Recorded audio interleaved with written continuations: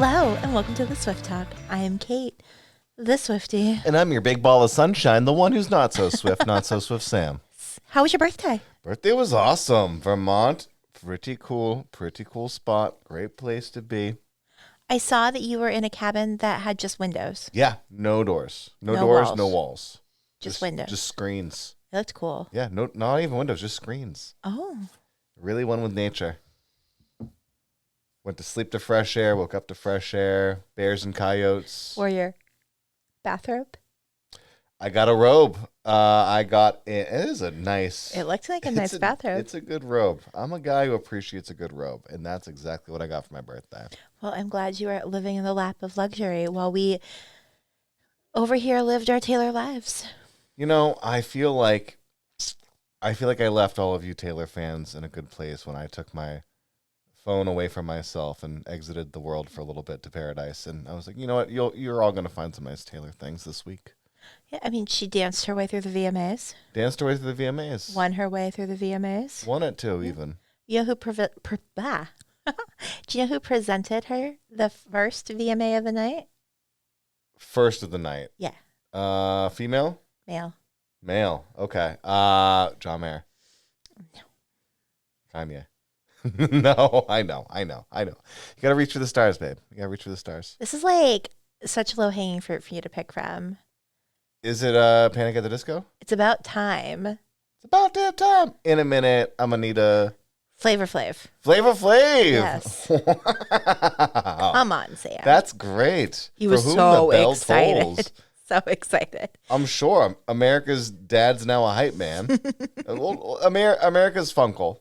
He was wearing his water polo hat. As he should. It's like the cap that they wear in the water. Yeah. Yeah. As So he cute. should. Look, that's So excited. how you get that terminal speed when you're going in the water. And then Jason sent us a picture of Taylor and Post Malone and said Kate and Sam, different font. Did you look at the picture? I made him. Yeah, she did. She did. It And looks I just said like- I was the Taylor and you were the Yes. Post Malone. No, It's a I perfect saw- Halloween costume for you two. We'll think about it. I'd look good in gold and orange. Or gold and black. Yellow, the flannel. Yeah, maybe Is that a unpopular. flannel? Maybe unpopular decision. Tartan. Just not my vibe. You'll go as Pre Malone. You'll be Post Malone. And I'll go as Taylor Not So Swift. You can be from the Fortnite video where Taylor put tattoos all over her face. I know I've watched like a minute and change of that video. At some point, we'll go into that video because When we do the song, yeah, obviously. but it's like it's okay. It's Goof Troops in my opinion. I mean, we're doing Me today, and after you see that video, I don't know if you will ever refer to anything else she does Hey Kate. as Goof Troop. Hey Kate. Because, Hey, yeah, Kate. you've seen it. I've seen the video. That took a lot of wind out of my sails for the day. Oh, I don't think you know exactly. This is not something I did this week. This is something I've seen this video a while ago. Like I probably watched this video when we started podcasting together. Like it was You knew the rules. I That was like knew the rules. 1995. Yeah, it's 1995. I think I saw this. It was probably closer to COVID time because Serafina and Mike were watching. I think it's the Miss Americana because they do that in the we'll documentary. get into that when we get into the song. That hearing the two of them collab to make that and seeing what they were shooting made me watch the video. Okay. And that was probably before Barbie, the most Barbie thing I've ever seen in my life. Yes. Any more pastel and it would have been a crime. It was Barbie, but make it Broadway. We'll get into it. But she is now the most decorated VMA artist, which With is the vest. yes, she has all of the pins. Nice. She's a pin trader. Nice. You just piqued my Pinterest. So she's the most decorated artist. Yeah. Okay. We're supposed to keep this moving. Remember, we talked about like moving through at a faster pace because we're going to get cut off. We're talking because we about- have video now and we have a time clock. We're talking about the Moon Men, and that's on the moon when you're hopping. So like that's the award they get. So anyway, I can't even get through this segment without you. I'm gonna let you finish. Please continue. Please continue.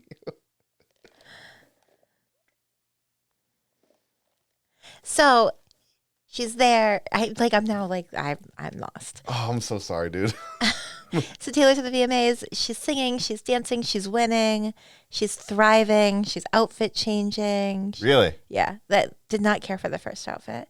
Very much like the second outfit. Was Taylor presenting at all? No, she was winning.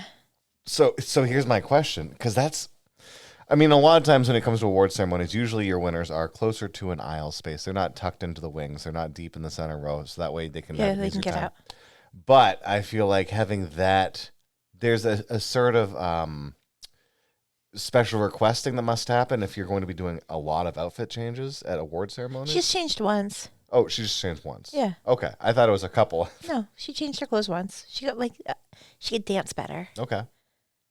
I mean, Taylor at the VMAs, she's got to dance. All right. Yeah. She's standing cheering for Katy Perry. She was ready to go. Awesome. I had to watch it 2 days later because that's when I finally had time. Yeah. But yeah, and then, we went on to Football Sunday.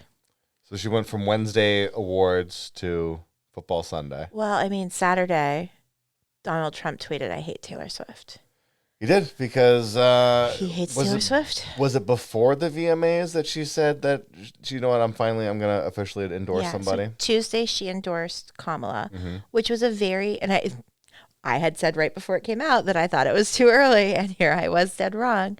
And I really respected the way she chose to do it, because instead of taking shots at Trump or saying why she wasn't voting for Trump, she said why she was voting for Kamala. Right. And I thought the best part of it, she posted a picture from the Time Woman of the Year or Person of the Year article with her and her cat Benjamin. And she signed it a childless cat lady, which I don't think a lot of people really took that, what maybe could be considered a throwaway comment, into consideration, that it's going to stick and women were not pleased. Well, there's a lot of pageantry behind that signature and that photo. I mean, she's taking something that is like, this is one of the new, not just iconic photos of me, but this is a celebrated, because in this publication.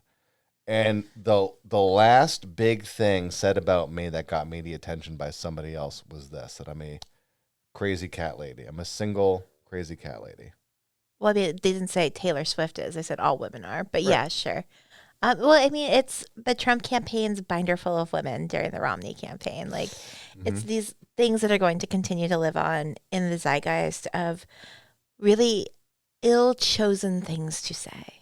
But then on top of all of this, so Donald Trump tweets out, "I hate Taylor Swift." And right after, Braun, puts on his Instagram story, "Shake it off, Donald. Harris 2024. And Swifties are like, The enemy of my enemy is my friend, but not even really. That's like, you're just as bad. right. That's And so, was he shaking like a check from residuals at him in that photo? oh no. That's dumb. But then it's funny because my social media had blown up, and it was all of these random people who I would not ever classify as a fan of Taylor Swift posting "I love Taylor Swift." And so, like, the tweets and the Facebook posts, and so it was interesting to see the back and forth of that, but also like, and what that must be to be Taylor Swift, to like have put out this very thoughtful, well-crafted endorsement on Tuesday, and then to wake up on Saturday morning and have the man running for president tell everybody that he hates you. And then to have the man who took your life's work away from you tell him to shake it off.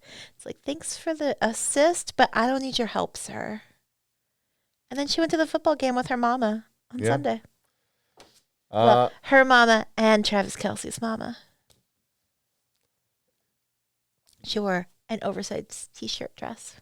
An oversized t-shirt. Was it a Kansas City oversized It t-shirt? was. Supporting the troops. Yeah, go Chiefs. Go Chiefs. You okay? Sure. That was a face. Yeah. And one of the Swiftie fanfluencers, Swiftie for Eternity, was at the game, and she had a hat that says, "Just here for the dads, brads, and chad. Here to upset the dads, brads, and chads." Which I thought was cute. I do have a question, but I want to try to keep this on the rails as much as I can. Compared to last year so far, going into the season, going into the year for the NFL, Has there been a lot of pushback again about Taylor attention, or has there been? Oh yeah, there always is. The NFL like showed a promo before the Thursday night game of Taylor Swift being there, Mhm. and they put it on their socials, and they're like, I forget the comment, but it was something like, "Get on with it. Like, where's the football?" And the NFL's like, the game hasn't even started yet. Here, or like here. And somebody had posted the VMAs like Travis or Taylor is missing, and she'd been gone for a little while, and she came back, and Taylor Nation made the same comment like, she's here, it's here. So like, yeah, there's always going to be that, especially in this charged atmosphere right now. People are like, I want to see her on my screen. Why is she on my screen? And whatever, that's their choice. If 30 seconds of Taylor Swift is going to make you not want to watch your favorite sport and your favorite team that you've had for years, like that's a choice. You make your choices. I make mine. You make yours. Taylor, I know you're listening. If you are listening, I know you're listening. If this doesn't work out with Travis, you can just say the NFL is not for lovers. Feel free to talk about this with your team and brother. That's a lyric for you. That's for your next song. If it doesn't work out. If it does work out, don't put that in a song. That wouldn't make sense. So, yeah. Sorry, the goldfish came around the bowl. Sorry. This is almost like Between Two Ferns. Yeah. It is. Except you're talking to a plant that can talk. It is just figuring out it can talk. Such a lucky girl. Such a lucky girl. So anyway, I think we should just we should just get into the song today. Look, it's been my birthday. I'm celebrating me. It's the first time I've celebrated like the day, and it's going to the weekend. It's all about me. I'm glad you had a great time. It's all about me. You're the only one of you. Yeah. Don't panic, all right? Let's just get to the disco. There's no listen disco. to some song. All right, well, we're going to hit pause. You hit pause, and we're going to dive into Me, the first single off Lover. We'll be right back. Well, Sam. Well. Here we are. What a song. What a banger. What a stunning classic. This would be a song that you would love. I don't love it. It's fine. It's definitely that summertime. This should, like, first single, like, get it out there. It's confetti. It's parade and pageantry. This is a terrible first single. Oh, it's not compared to other songs off this album that I can remember, not that great of a song. No, this song. But very much of the time.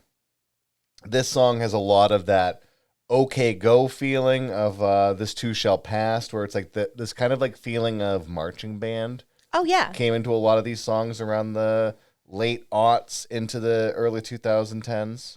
This song is from 2019.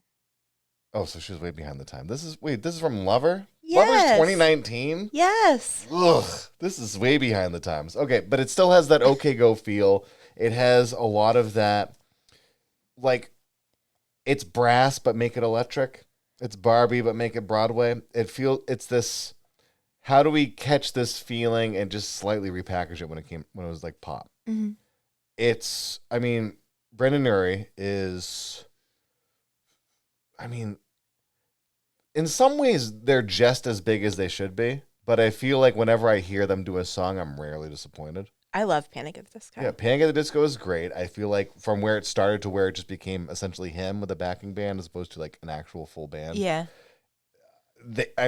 He's always been, or Panic, he's always been a part of something that's willing to evolve and try something different and fail forward and make something new and do it again. Mm-hmm. Like they had, like the Panic at the Disco had like their very unique sound at the time and emo-esque. And then they went Beatles-y, like Yellow Submarine style feel and pageantry. I'm not that deep into Panic. I know their song. Because your eyes are the size of the moon. This guy over here is a bassoon. I chimed in. Yeah. So I chimed in. Like that very like screaming, oh, like that type of stuff. It's choral, it's ethereal, and then it's evolved into, and then he kind of became. I chimed in with, haven't these people ever heard of closing the damn door? Yeah. What? Ethereal? Yeah. Oh, there's the boom, bum, boom, bum, bum. There's a lot of that like Tim Burton feel in the early stuff. Okay. But as it progresses, like before this song, I mean, there's some panic. in panic wise, before this me, there was a "If You Love Me, Let Me Go," which became more like very loud vocal based and like minimalistic in instrumentation, but it was like it kept a cute beat. The video is really cool. It's all like just waist up him, and it's like people you don't see moving him, repainting him, shifting him.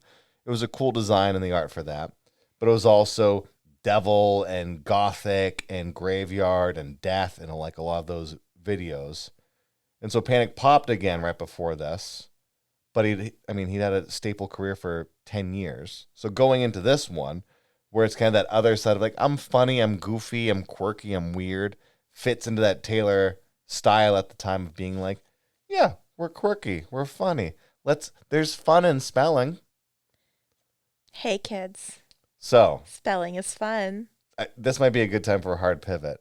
This is the Yeah, re-release. it's definitely a good time. No, there's no re-release. There's no release. I mean, I guess the single came out with the line, "Hey, kids, spelling is fun." Okay. When the album came out, that line was not on the album. So it might bore the fans, but re-educate me. Why was that dropped? There's a lot of hate for that. The line just didn't make sense. It didn't fit. Yeah. Everyone's like, this song is already teetering on. I mean, if you could count the me's and I's, it's a very singular song. It's very, Yeah. but it's now turning around and being like, hey, spelling is fun. And it's not like HOTGOGO. It's not like that, where it's actually spelling things out. It's more There's like no spelling in this song. yeah, there is no I in team, but there is a me. Yeah, like You can't spell awesome without me. That's not. it's not. No, and I remember hearing this. I think it was with Melissa Hanson, and we both kind of like looked at each other and we were like, ugh. So the two of them, when I remember watching the documentary, in the room together, getting very excited about coming up with these lines together. She had a blast making it. She loves this song. You can tell she loves this song. She picked it for her single. She was very excited about it. We got it performed live. Like, she was very excited about the song. And the fans were like, okay, Well, this also we'll be excited. this wasn't her directorial debut when it came to music videos, right? This was like number 2, number 3. I think The Man was her directorial debut off that album. So, and I think that was the third music video. I could be wrong. I don't have my notebook, but I have fixes for next we're week. getting her notes. Don't worry. Don't worry. And by that, she's making her own notes. We're just going to give her something to hold. Yeah. It feels like this is what happens when we let the kids plan the party. I mean, she's always had the creative control of her music videos. Sure. And so she had a great time with it. She got her cat Benjamin that we were talking about earlier because they brought the cat in for a prop. And she's like, oh, I want to keep it. All right. I'll tell you what. Let me rephrase that. This isn't letting the kids plan the party. This is Chuck and Dale from Step Brothers coming down wanting to build bunk beds. Yeah. This song and that music video is that. It's two adults being like, oh, we did it. It's that energy, it's that chaos, it's the whole song. It's not bad. It's just very much like, I'm so proud of this. And you're like, good for you. And again, Reddit. I like went back into Reddit because I was like, maybe I'm like misremembering this, and I'm not. Like the fans are like, we'll do this, Taylor, because you clearly love this. What is happening here? Is this like some sort of like, are we okay? Like, we haven't seen you in a couple years. Like, this is what we're coming. Okay. Yeah. We're ready. Yeah. Let's do it. And then you get the rest of Lover and you're like, very different. Okay. They found the Halloween candy early and got into it. And then when the sugar crash happened, then they wrote the rest of Lover. This is cotton candy. This Lover's a cupcake. This is cotton candy. Yeah, this is just frosting. This is just this is everything but the cake. It's a song that is on an album. Yeah. This is also my least favorite album. You have told me that. And I keep thinking it's going to grow on me because I used to Look What You Made Me Do. I was very critical of when that came. Well, I was not critical. I like bought in because I always buy in, but I wasn't like, it was a skip for me for a really long time. And now become a song that I'm like, all right, I get this. I see you, Taylor. Like, this works for me. I get it. This song? Like, not this song, Okay. but Look What You Made Me Do. Her Yes. first single off Okay. Reputation. I had similar feelings too when it came out. And I was like, I don't know. Like, this. I have not softened on me. I get it because a lot of these, I mean, like Dancing to Lover at a Wedding is romantic, it's bliss, is whatever you put into it. But I feel like this album and these songs are a lot, it requires you to put in, as the listener, to put a lot more into it than what Taylor's giving you. I feel like with Lover, knowing what we know now about her relation, or knowing what we assuming what we assume now about what we think we know about her relationship with Joe, Lover's kind of devastating because it's trying to convince somebody that you love to love you in the way that you love them. And it really set up the Evermore folklore. Sure. It really set up Midnights and now we're at Tortured Poets. And so you look around and you're like,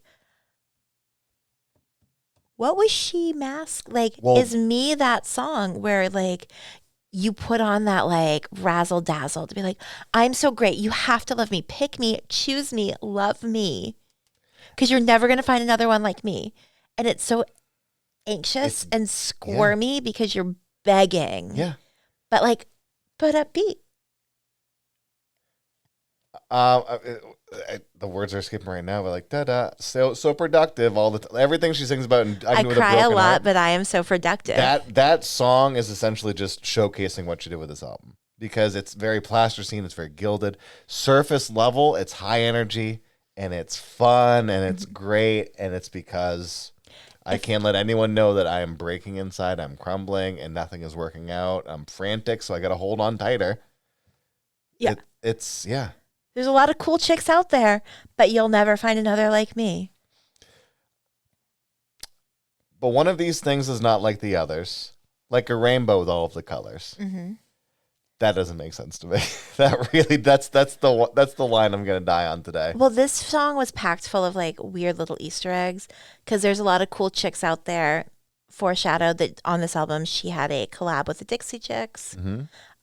Like a rainbow with all of the colors. She then goes into You Need to Calm Down, where she's chastising hate, in like a fun way. So there's all sorts of different aspects of the song that kind of give you hints about some of the things I think she was very excited about coming into the album. It's sad to me that she picked this one to be like the starting line because as we saw in Miss Americana, Reputation didn't get love from the Grammys. It really didn't get anything.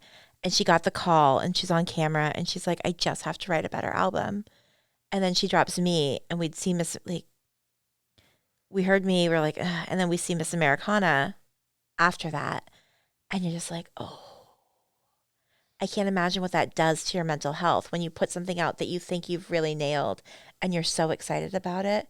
And then it gets panned. And even your diehard fans are like, yeah. Well, it's that, and then you're touring it. She didn't tour it. Well, she's planning to. Like it was. Well, so I know but Lover. you have to remember that she wasn't touring it in the way that people tour. She was doing 4 shows.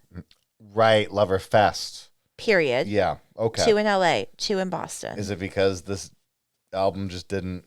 So she said, let's pivot and just do a smaller. I don't know. I don't know. I don't think anybody other than Taylor and her team.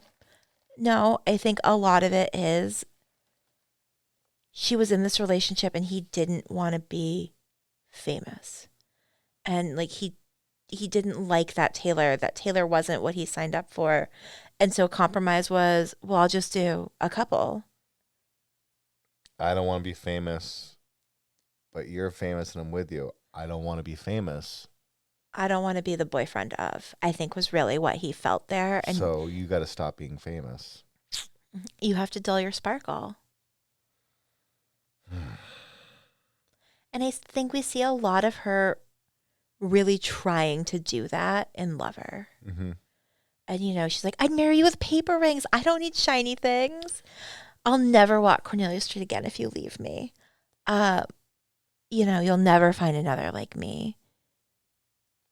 it's that I'm getting this sensation of like I'm thinking of the epic poet. I'm Okay. thinking of someone like of a Shakespeare, of even before Shakespeare, and like these just this. I'm writing ballads and love poems, and it's everything that you're throwing out to the universe that everyone should be able to relate to this, right? Mm-hmm. But now you're getting a better understanding of like that poet did this, and they went to the tavern and they were drinking and they were alone and they were sullen and there was nothing. They were dead behind the eyes. Well, I think you get canceled, you get called a snake, you go into hiding, Mm-hmm. you're angry, you don't trust anybody, you don't know where you fit in this world, you don't think you're ever going to be a pop star again. We see her in the documentary talking about Lover, and she goes, "This is my really last chance. Like, I'm going to be 30 soon. I'm not really going to get to be a pop star much longer. Like, if I don't hit with this." Mm-hmm. The pressure had to be overwhelming because this is your first dip back in after everyone told you you're terrible. And this album, you really can feel like the fear and the unfocused angst coming in. And she had it. It's just not an authentic album to me. And I think in the inauthenticness of this album, we start to learn a lot about what it's like to be Taylor Swift.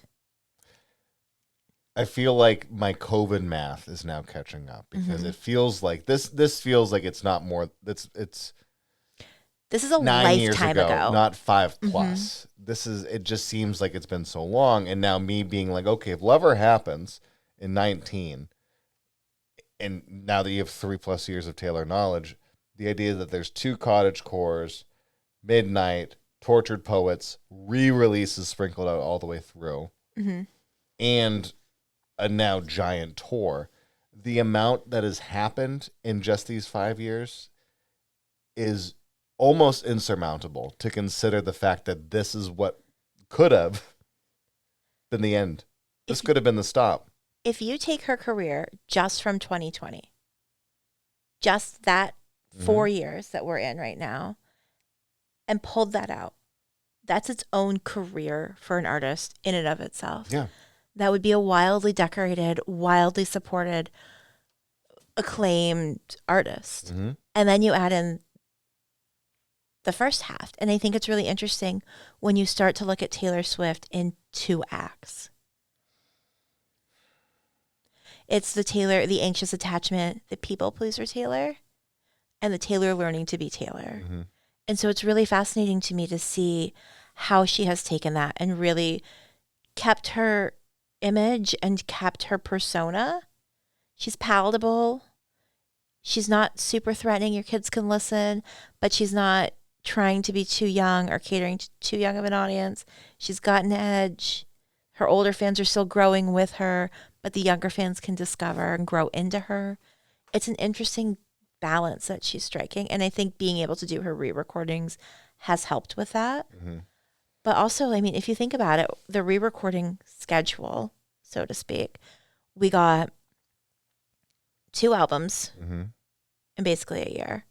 And then we got Midnights, 2 re-records, and then we got Midnights. And that was, so 1 year, 2 re-recordings, 1 year, new album. Then we got Speak Now in 1989 in a year. And the next year we got Tortured Poets. Mm-hmm. And so, like, I think with the pattern we're seeing, and Taylor likes patterns, we're looking at in 2025 seeing Reputation debut. And then does she get a break? Does she just get to be Taylor Swift? Not Eras Tour Taylor Swift. Not when am I getting my next re-recording? Right. Like, does she do that and then 2026, here's our new album? I don't know. But to think about, like, the fact that Midnights came out after the tour, before the tour. So while she was touring, like, while on a massive tour, she has put out 1989, Speak Now, Tortured Poets, 3 albums while on a crazy tour. Yeah. It's the hardest she probably ever worked. Not necessarily the hardest she's going to work again. She might do something even grander. Who could say? there's one, at least, I don't know how much we're going with this, but there's one thing I'm very curious to ask you. David Bowie has this great idea about singing to the rafters, and should you sing to the rafters or should you not? Mm-hmm.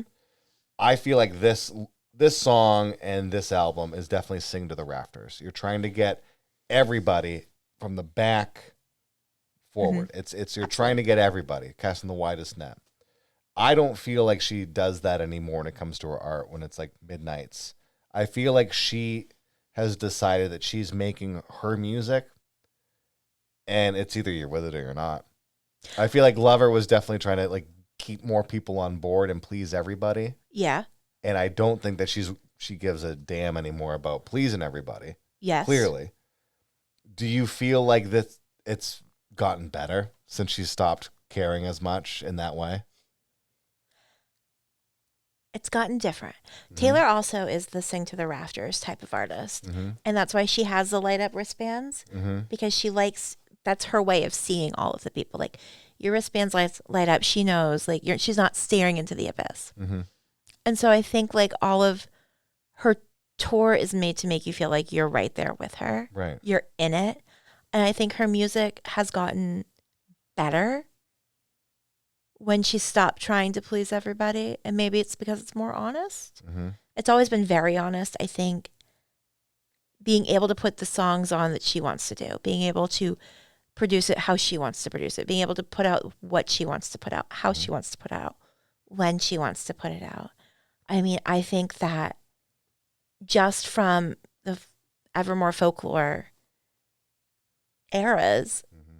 you really see her come into her own. And if she had gone to Big Machine and said, I want to do 2 folk albums and they're complete departures and none of them are really radio and none of them are really like big. I mean, we've talked about like before Eras Tour, how do you tour this? She did it, but like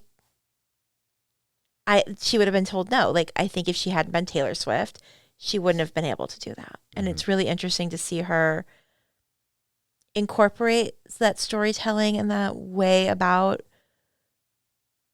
producing and putting out those albums through her work. But it's also interesting to see that they stand in kind of a moment in time. And it's how Taylor Swift got Taylor Swift back. Mm-hmm. Because she was able to be honest, but tell us that this is just me writing because I was locked up watching too much TV, drinking too much wine. Like I got to do fiction. And we're looking at a lot of it now. We're like, was this fiction? Or is this like feelings you were going through that you didn't want to face? One of these is 2 kids having a great time in the playpen, building everything. They have all the toys ready. They can build their story together and tell everybody.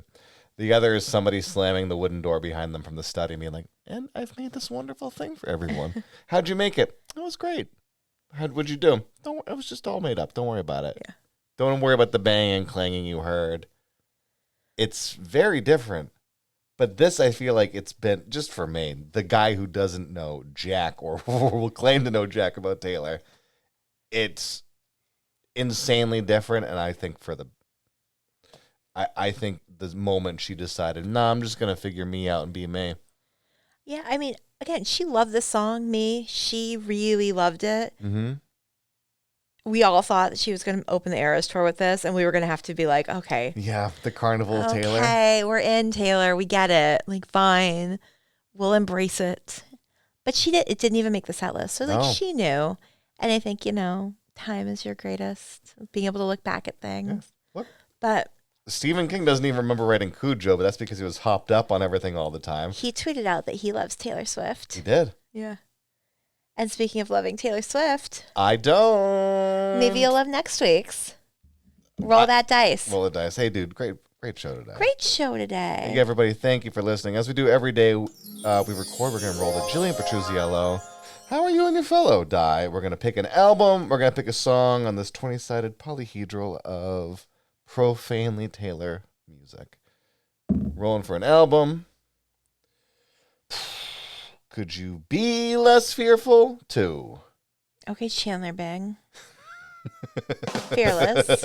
How many songs are on? Well, let me get into it. Hold on. All right. I'll let you pull that up. Rolling for songs. I mean, you rolled it and you hit 2. I already knew that one. All right. Do we have 17? Do we have 17 songs? Did we have 17 songs on our first re-record? I believe we do. Coming with the rain. I feel like we're in a bit of a drought. I don't know. It's been kind of dry lately. Not like our humor. We haven't seen rain in 3 weeks. Humor, Sam? Humor? I'm Humor? sorry. Did you not find any of my witty rapport? Witty. Delightfully gaffawful? Witty. Delightful. Delightfully Oh, gaffawful? these are some words. Or was there a Well- lot of unauthenticity coming out of me? This is really fun to be moving on to our next one.